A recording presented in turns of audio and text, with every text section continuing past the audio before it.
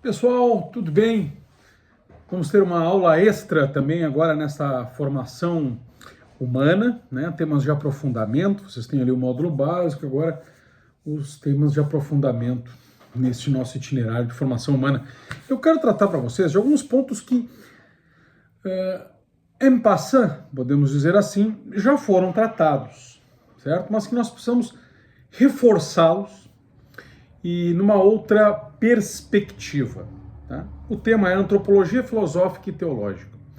Nós já tratamos um pouco disso porque a formação humana nada mais é do que essa antropologia filosófica, em alguns pontos também, pelo menos em algum nível, também teológica. O princípio fundamental disso tudo, nós também já mencionamos, que é aquele chamado realismo antropológico, ou seja, nós não ficamos com elucubrações teóricas desconectadas da realidade, sem utopias de qualquer gênero, sem ideologias, que é a sobreposição da ideia sobre a realidade, mas tendo um realismo antropológico. E por ser realismo, ele não é nem otimista e tampouco pessimista. Então ele se afasta, quer de um iluminismo que vê uma bondade intrínseca no homem e que nada há de mal e que só a sociedade o corrompe, o que é um erro do ponto de vista filosófico, porque afinal a sociedade ela é composta de homens, então como é que a sociedade pode ser ruim e influenciar no homem que é bom, se a sociedade é composta de homens que são bons? Então a sociedade não poderia ser ruim.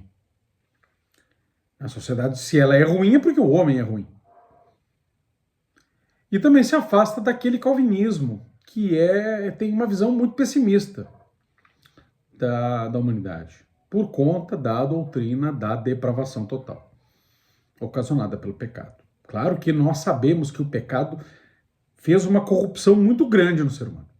Muito grande, enorme. Mas ela não é total. Ela é enorme, é de grandes proporções. Determina o destino eterno das almas. Determina que haja uma desordem interior. Determina que haja uma inclinação de qualquer ser humano ao pecado. Determina a inimizade com Deus. Faz com que os atos do homem, embora moralmente bons, não tenham mérito sobrenatural, sem a graça.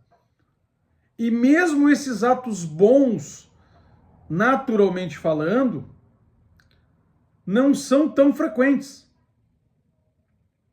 Ou ao menos, mesmo que existam, nem sempre estão totalmente isolados de alguma forma de egoísmo. Ou seja, há um mal muito grande no ser humano, mas ele não é total. O que é essa antropologia filosófica e teológica? É uma disciplina, um conjunto de disciplinas, um sistema de pensamentos, uma visão católica da pessoa humana. Então, se trata de investigar a natureza humana à luz da fé e da razão. Não somente da fé, mas também da fé e da razão. Da fé pela teologia, da razão pela filosofia. E isso é uma forma de integração de insights, né, para compreender o significado e o propósito da existência do homem dentro do plano divino da salvação. Então agora já vemos que há uma conexão entre a salvação, que é parte da formação espiritual e também da formação doutrinária, com a formação humana. Então se trata de estudar não apenas para explorar quem nós somos, mas também como nós devemos viver em relação a Deus e aos outros. De modo que a antropologia filosófica e teológica, ela é parte da formação humana, que integra uma formação doutrinária dogmática, uma formação espiritual e uma formação doutrinária moral, ética. Oferecendo uma visão integrada da natureza do homem à luz da fé e da razão. Quem somos como seres criados à imagem e semelhança de Deus? Temos que integrar esta abordagem filosófica que utiliza a razão para explorar a natureza e o propósito do ser humano, que nós já vimos nas outras aulas qual é o propósito do ser humano. é a posse e a contemplação do bem, mas integrando isso com uma perspectiva teológica que se baseia na revelação divina, no qual o bem supremo é o próprio Deus. E isso faz com que nós compreendamos a pessoa humana dentro do plano divino, buscando responder questões fundamentais sobre a nossa origem, sobre a nossa dignidade, sobre o nosso destino. Isso transcende o mero estudo acadêmico, meus caros. É essencial para a compreensão da própria fé cristã e vai oferecer um subsídio inegável para a nossa vivência espiritual, para a nossa relação com Deus, para a nossa melhora enquanto seres humanos, para a nossa melhor abertura à ação da graça e para a compreensão da própria doutrina católica, oferecendo e fornecendo, melhor dizendo, uma estrutura conceitual para nos entendermos diante de Deus. E como a nossa natureza reflete a imagem de Deus na alma. É uma reflexão que influencia diretamente a compreensão da dignidade humana, da responsabilidade moral e do chamado universal à santidade que cada alma possui. Além de, claro, iluminar questões teológicas, morais, né? E contribuir para discussões sobre ética, direito, política, filosofia, o desenvolvimento humano, porque promove uma visão integrada do ser humano.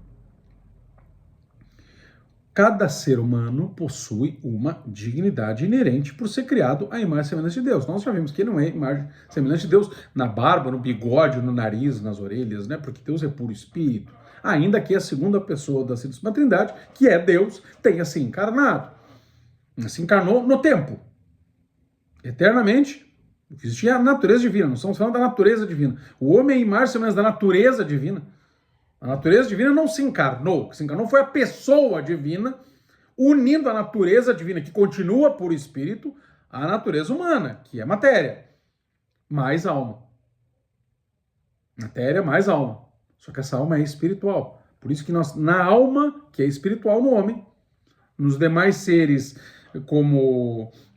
que não são os anjos, né? Porque os anjos são espírito também. Mas nos demais seres materiais, a alma é material. Cachorro, cavalo, né? Qualquer ser vivo, uma planta, uma araucária, tem alma material. O ser humano tem uma alma espiritual, porque ali é imagem e semelhança de Deus.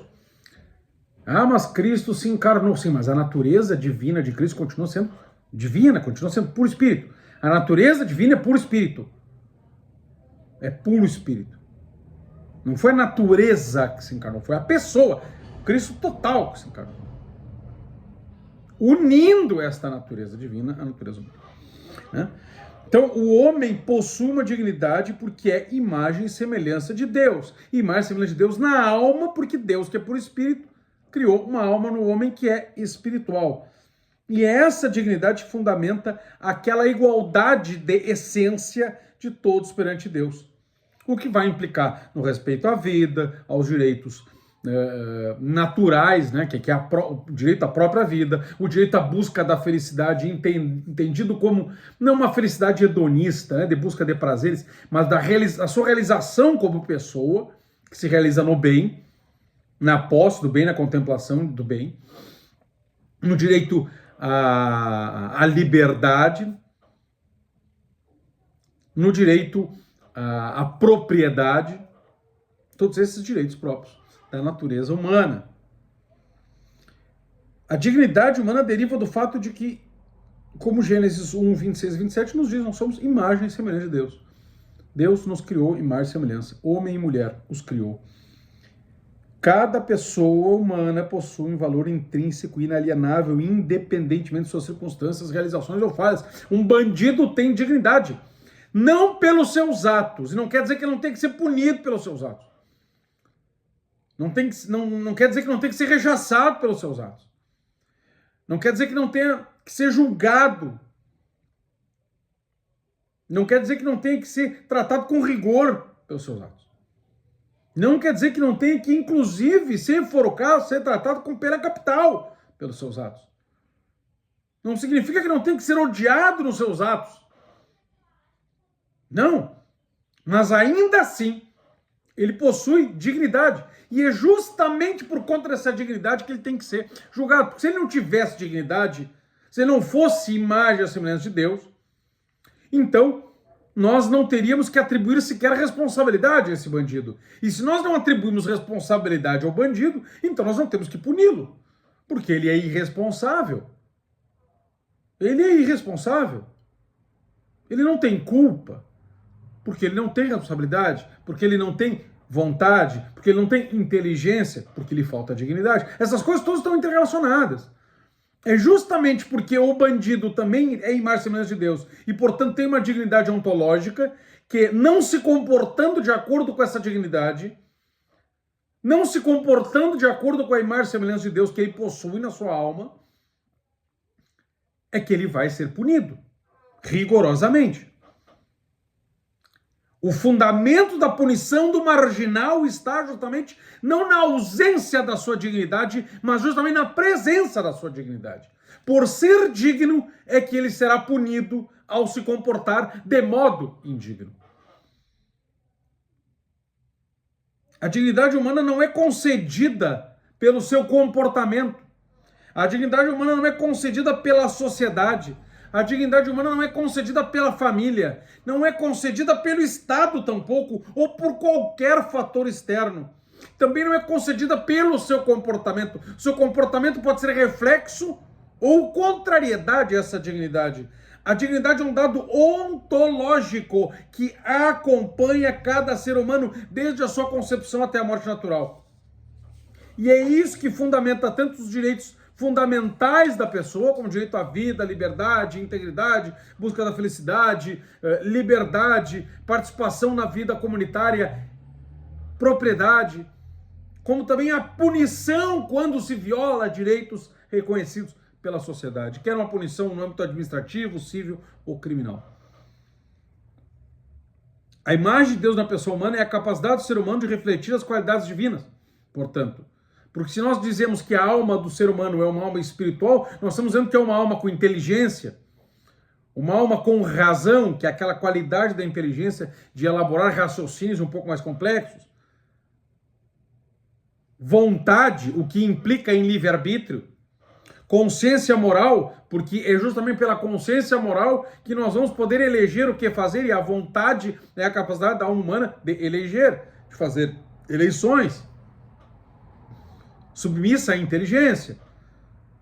Outra qualidade também é a capacidade de amar, não o amor como paixão, não o amor como apetite, porque o amor como apetite sensitivo, todos, até os animais têm, porque é instintivo. Ah, então o cachorro ama no sentido de gostar, de estar com aquele dono, por ser uma qualidade sensitiva. Isso nós vemos ali na formação dos apetites sensitivos. Não é este amor que nós estamos falando. Nós estamos falando do amor como virtude. Não apenas virtude teologal, que só é dado então àqueles que estão em graça, mas um amor também no sentido terreno, uma virtude humana. Eu me decido por aquela pessoa, eu quero estar com aquela pessoa. É um pouco abaixo do amor caridade, como virtude teologal, mas está acima do amor apetite sensitivo, ou do amor externado como paixão, como emoção, como sentimento. E a capacidade, claro, de relacionar-se com Deus. Porque essa relação com Deus se dá num nível racional e se dá no nível da vontade, integrando o ser humano, notadamente quando essa relação está movida pelo amor, que é um dom do próprio Deus. Isso implica que cada um de nós tem um potencial para desenvolver as capacidades na nossa vida e para crescer em semelhança com Deus através da virtude e, sobretudo, através da graça. A imagem de Deus confere à pessoa humana uma responsabilidade especial também de cuidar da criação. Isso não é discurso de comunista, não é discurso de ecologista, de buscar o bem comum, de viver de acordo com os valores do Evangelho. Ao reconhecer a imagem de Deus em nós mesmos e nos outros, nós passamos a entender o respeito devido à dignidade de cada ser humano, a promover a justiça, portanto, punir os malfeitores, mas punir de acordo com o seu mal. Promover a solidariedade, trabalhar pela paz e pelo bem-estar de todos. E claro, isso também vai mover o apostolado, porque eu vejo no outro alvo do beneplácito de Deus, que quer salvá-lo. Então eu vou fazer a minha parte para que ele seja salvo. Nisso nós voltamos ao ponto inicial da natureza. A natureza é boa porque ela é criada por Deus. A natureza humana é boa, criada por Deus, mas ferida. E não é um ferimento superficial, ferida gravemente pelo pecado original. Não a ponto de ter uma total corrupção que impede, inclusive, o livre-arbítrio, que impede, inclusive, o bem natural de ser feito. Porque, para o calvinista, nem o bem natural pode ser feito pelo ímpio. Se ele faz algum bem é por uma graça comum, tudo é graça. Realmente, tudo é graça para a salvação. Tudo é graça na ordem sobrenatural.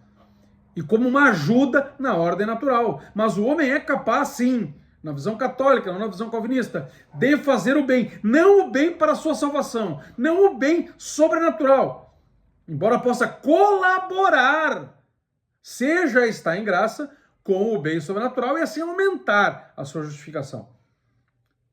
Mas quando ele é ímpio, quando ele não está na graça, ele não é capaz de atos que o salvem, mas é capaz de atos bons. Ajudar uma velhinha a atravessar a rua, pagar as suas dívidas, não matar o seu vizinho, não trair a sua mulher. São atos bons, não vão acrescentar a salvação, exceto aqueles que já estão salvos. Mas quem é ímpio não se aproveita desses atos. O ímpio não é salvo por esses atos. O ímpio é salvo pela graça de Deus que o torna santo, e aí sim os atos praticados em santidade, os atos praticados na graça, vão ter mérito sobrenatural. Mas se ele não tem o mérito sobrenatural, se ele não tem a graça, ainda assim ele não só é capaz de praticar atos moralmente bons no nível natural, que, no entanto, sem a graça, o levam sim para o inferno. Não é que os atos o levam para o inferno, mas que, independentemente de ter praticado ou não, se ele não se converte, se ele não está na graça, ele vai para o inferno, ainda que tenha praticado atos bons, porque o salvo é a graça. Mas esses atos bons, aos que o ímpio está, que estão acessíveis ao ímpio, melhor dizendo, ainda assim lhes são moralmente obrigatórios. Então o ímpio, ainda que ele não se salve pelos seus atos bons praticados fora da graça, ele não só os pode praticar, como ele é obrigado a os praticar, de modo que se ele não os pratica, ele acrescenta novos pecados. Ele deixou de fazer um ato bom, tá, mas ele já vai para o inferno, mas ele vai ter uma condenação ainda maior. Então não resta nada para ele, resta converter-se e deixar que a graça age. Certo? Mas se não há uma total depravação da natureza humana pelo pecado original, há um ferimento. Não um ferimento superficial, não um ferimento de mera inclinação, não um ferimento de mera imitação aos moldes pelagianos, mas ferimento profundo, que só pode ser curado pela graça, e que se não for curado pela graça, o homem resta na inimizade com Deus. Porque ele perdeu a graça e está na desobediência, não por imitação, mas por propagação. O Concílio de Trento diz que o pecado original é uma mancha no ser humano, não por imitação, mas por propagação. E assim a graça é essencial para restaurar e elevar a natureza humana, possibilitando a todos alcançar a plenitude da sua vocação como filhos de Deus. A natureza humana é boa, é digna, porque é criada por Deus à sua imagem e semelhança, mas é afetada gravemente, profundamente, pelo pecado original, que introduz fragilidade, que introduz propensão ao erro, que introduz o mal na condição humana. Assim, enquanto a natureza humana mantém a sua bondade fundamental, ela necessita da intervenção da graça para restaurar, para elevar, para orientar os seres humanos de volta ao seu propósito original. A graça é o amor, o favor, a misericórdia de Deus agindo sobre os seres humanos para ajudá-los a superar essa limitação e os efeitos do pecado. O que faz a graça? Quando ela foi dada lá em Adão, ela é uma elevação da natureza, a sobrenatureza, de modo a que, além de imagem e semelhança de Deus, ele se torna participante da natureza divina. Ora, nós perdemos essa graça. E por que não a perdemos? Nós recuperamos por beneplácito de Deus, mediante o sacrifício de Cristo na cruz, que nos dá novamente, nos concede novamente a graça.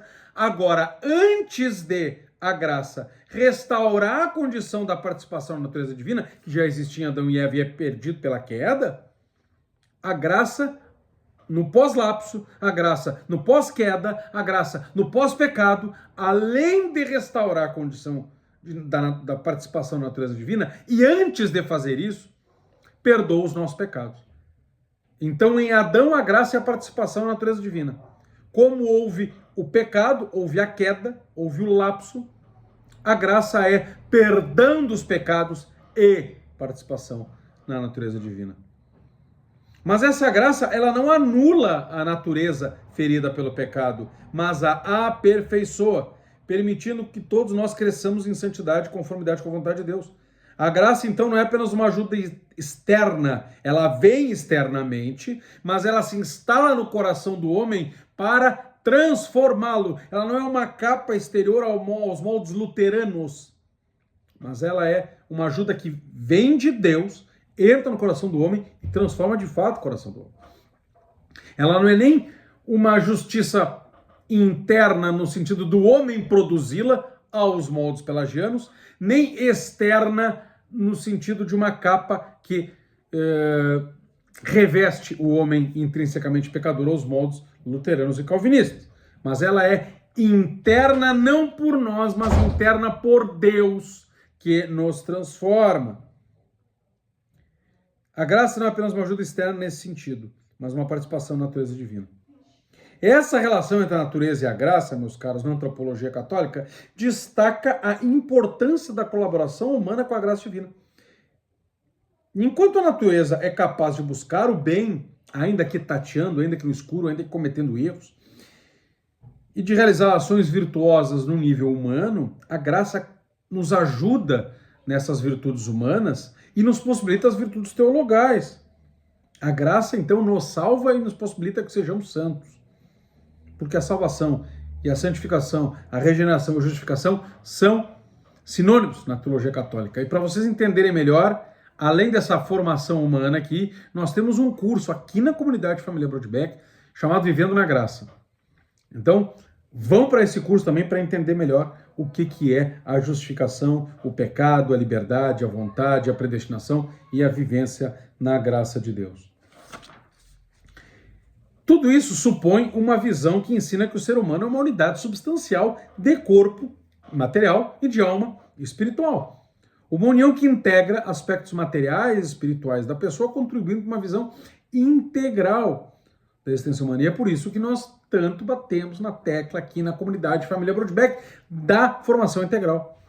O corpo é matéria, é a parte física, é visível da pessoa humana, pelos sistemas biológicos, os órgãos, ele é formado, estruturas, na anatomia humana. O corpo não é apenas uma casca toda a vida. Não é um invólucro para a alma. Não é algo que a alma habita, porque nós somos almas que vestem um corpo. Isso é kardecismo. Isso é gnose. Isso é espiritismo. O corpo é parte do ser humano. Eu não sou uma alma que habita um corpo. Eu sou uma alma e um corpo únicos. Eu não vou ter outro corpo. Por isso que a reencarnação é uma impossibilidade metafísica. Porque não serei eu se eu reencarnar. Não serei eu. Porque vai ter outro corpo. Ah, não, mas é que nós somos uma alma. Não, eu sou uma alma e um corpo. E é impossível que seja. Assim como também é uma impossibilidade metafísica a aniquilação da alma, como algumas heresias pregam. Então, o corpo é parte essencial da identidade humana. Eu me expresso por ele. Eu me expresso por ele com as minhas doenças, inclusive, com o formato do meu rosto, formato do meu corpo. É pelo corpo que eu colaboro na criação de novos seres humanos ao ter relação sexual, por exemplo. Certo?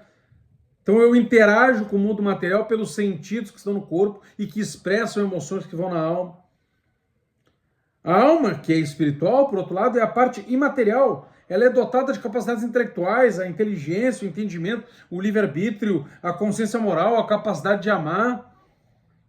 A alma é criada diretamente por Deus no momento da concepção, ela é imortal, ou seja, mesmo que o corpo morra, a alma sobrevive, e é justamente essa sobrevivência da alma que vai atrair o corpo para que ele ressuscite no último dia.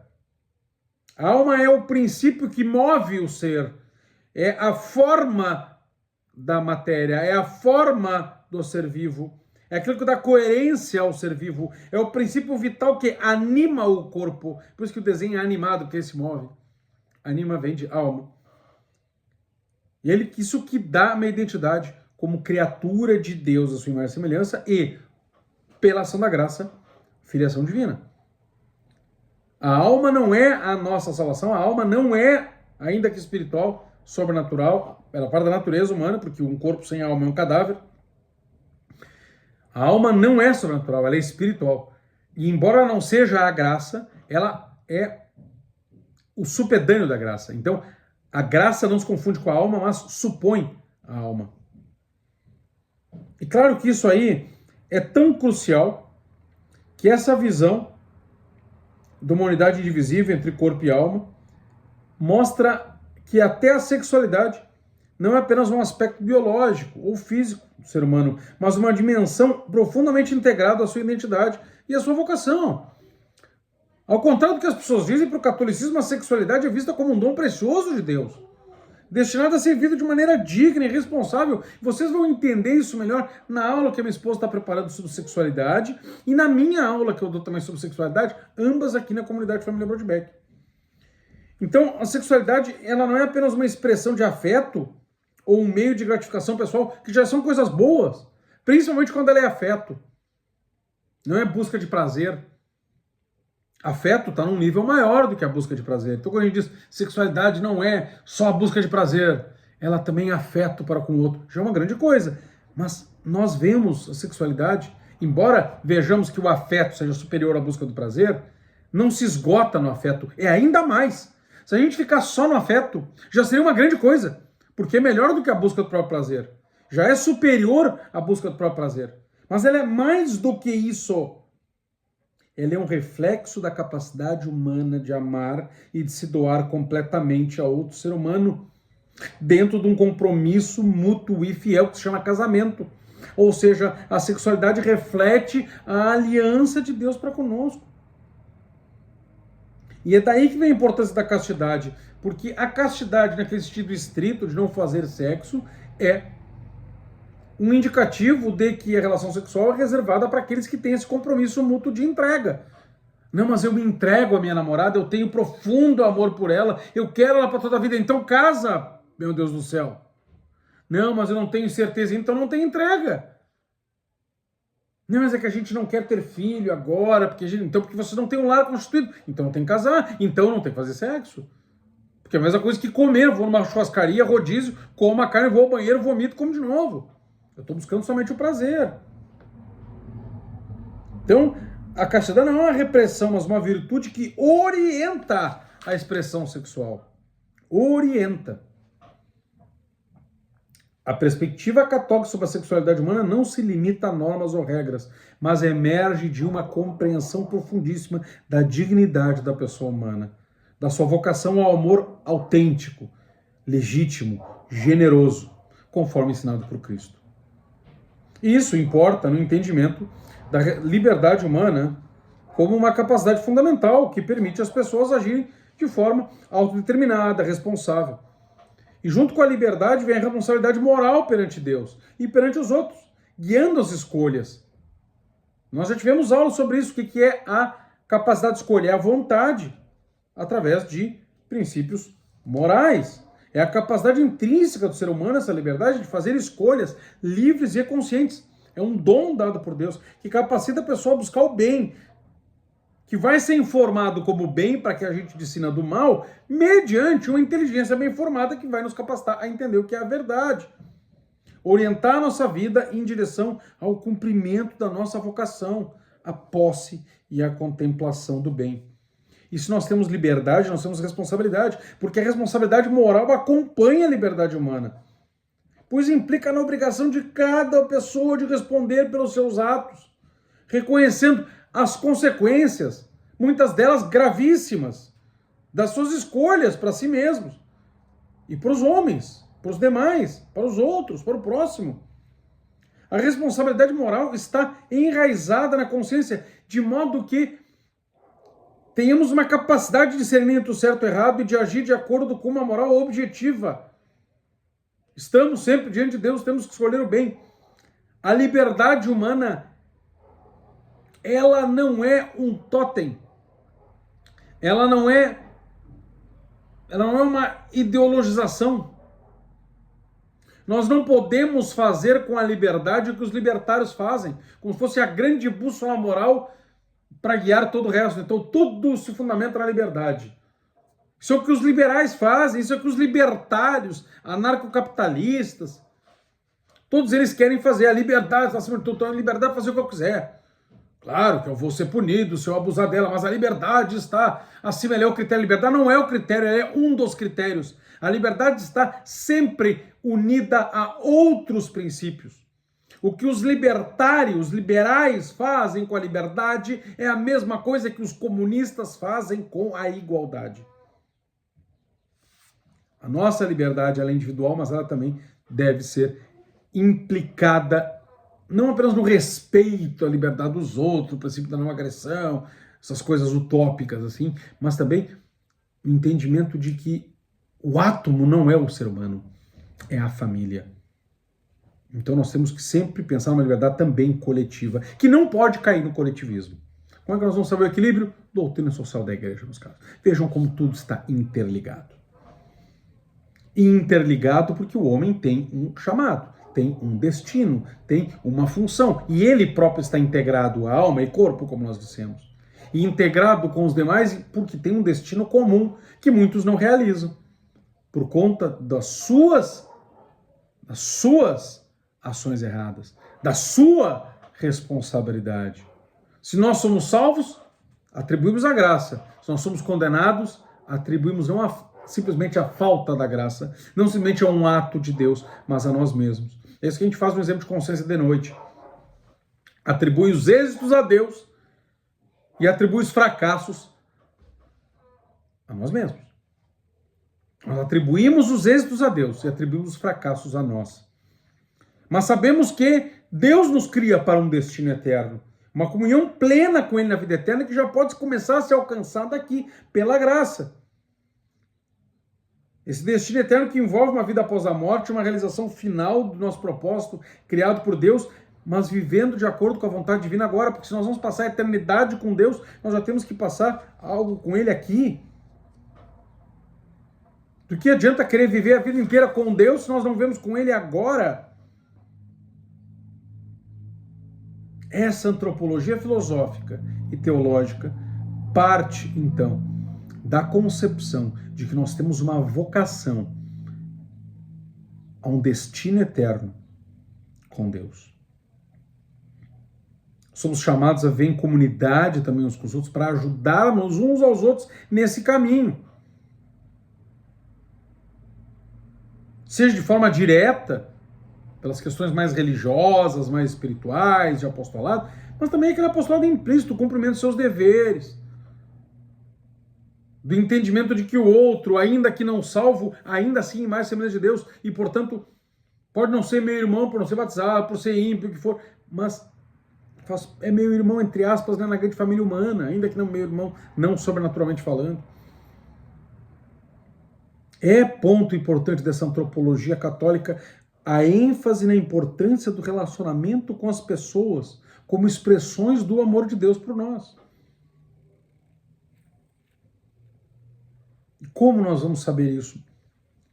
Integrando, mediante essa antropologia filosófica e teológica, a revelação divina com a razão humana. E reconhecendo essas duas coisas, né, a revelação divina e a razão humana, que recebe a revelação, que desenvolve a revelação, que num sentido a revelação transcende a razão porque ela nos dá coisas que a razão não consegue alcançar. Por outro lado, a razão transcende, bem entre aspas, e analogicamente falando, a revelação porque ela também pensa em aspectos que não foram revelados. Então nós reconhecemos ambas como fontes de conhecimento legítimo sobre a pessoa humana. E essa integração que nos permite viver de acordo com maneira coerente, de acordo com a vontade de Deus. O que é revelação? É o ato pelo qual Deus comunica a humanidade para revelar-se a si mesmo e ao seu plano salvífico e as verdades sobre a vida humana. Onde é que está essa revelação? Consubstanciada nas Sagradas Escrituras, na tradição oral, ensinada pelo magistério da Igreja. Junto com a revelação, São João Paulo II vai dizer na Fides et Ratio que são duas asas que nos permitem voar. E isso é essencial para a compreensão integral da pessoa humana. Vejam como é importante o estudo deste tema e espero que ele tenha, nessa pequena introdução, os elevado, os edificado e os instigado a buscar estudar um pouquinho mais sobre isso, um pouco sobre virtudes. Eu recomendo, não está... está aqui. Está aqui à minha mão. Bem lembrado. Os livros do professor Victor Sales Pinheiro, meu amigo pessoal, embora moremos distantes, ele mora no norte do país, eu moro no sul. Eu moro no sul do sul, ele mora no norte do norte. Tá? Alguns livros que estão na Livraria Brodbeck com desconto, então vamos para a Livraria Brodbeck e vejam. Ó. A Crise da Cultura e a Ordem do Amor, Ensaios Filosóficos.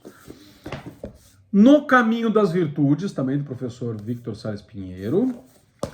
E Virtudes no Cotidiano, também do professor Victor Sales Pinheiro. Isso talvez os ajude no entendimento do que são as virtudes. Eu já recomendei esses livros aqui em alguma das aulas, mas volto a recomendá-los também para compreensão mais antropológica. Fiquem com Deus, Deus nos abençoe a todos. Um grande abraço.